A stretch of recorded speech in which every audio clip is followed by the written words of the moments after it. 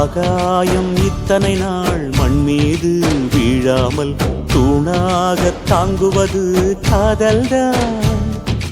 ஆண்டாண்டு காலங்கள் பூலோகம் பூக்க அழகான காரணமே காதல்தான். பஞ்சபூதங்கள் யாவும் காதலின் அடிமை, நாட்கள் 7 காதலின் கிழமை, 9 கோள்களும் காதலை சுற்றி வரும். மரம் ஏற ஏணியை தந்தால் மலையில் ஏறி கொடியேற்றும், குண்டூசி கையில் தந்தால் கிணறே தோண்டிவிடும்.